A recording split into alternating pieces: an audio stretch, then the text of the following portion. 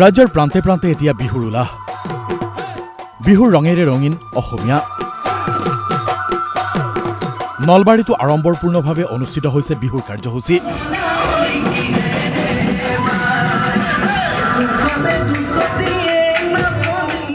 এয়া নলবাৰীৰ গৰ্দন উচ্চতৰ মাধ্যমিক বিদ্যালয় খেলপথাৰৰ দৃশ্য একেলগে 2025 গৰাকী বিহুৱা বিহুৱতীয়ে বিহু নাচিছে গৰ্দন খেলপথাৰত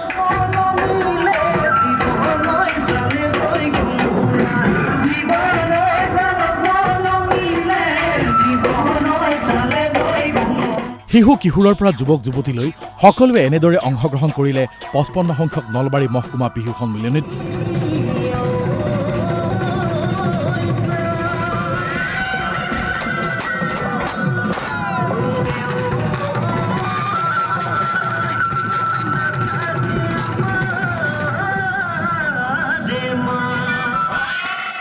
নলবাৰীৰ বিহুৰ কাৰ্যসূচীত অংশগ্ৰহণ কৰিলে মন্ত্ৰী জয়ন্ত মল্ল বৰুৱাই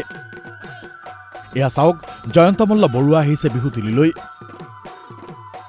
প্ৰাচীন কোনো সম্ৰাটৰ দৰে জয়ন্ত মল্ল বৰুৱাৰ গাত পুষ্পবৰ্ষণ কৰা হৈছে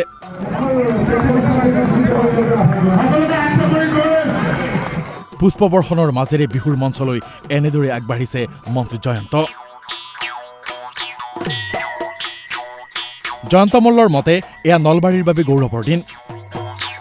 পৰৱৰ্তী সময়ত ইয়াতকৈ ব্যাপক ৰূপত বিহুৰ অনুষ্ঠান আয়োজন কৰিবলৈ সাজু নলবাৰী আমাৰ কাৰণে এটা গৌৰৱৰ দিন যে নলবাৰীৰ দৰে এখন সৰু জিলাত একেলগে 3000 নাচনীয়ে গৰ্দন খেলপথাৰত বিহু নৃত্য কৰি ইতিহাসৰ সাক্ষী হ'ল সকলোৱে এটা নলবাৰীত ইতিহাস ৰচনা কৰিলে যে নলবাৰীৰ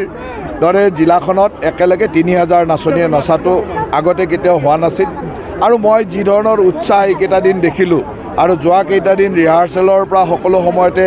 নাচনী ঢুলীয়াৰ যিটো উৎসাহ এই উৎসাহে নিশ্চয়কৈ প্ৰতীয়মান কৰিছে যে প্ৰত্যেকজন যুৱক যুৱতীয়ে অসমীয়া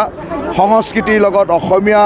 গীত নৃত্যৰ লগত নিজকে জড়িত কৰিব বিচাৰে বিহুৰ লগত নিজকে জড়িত কৰিব বিচাৰে আৰু মই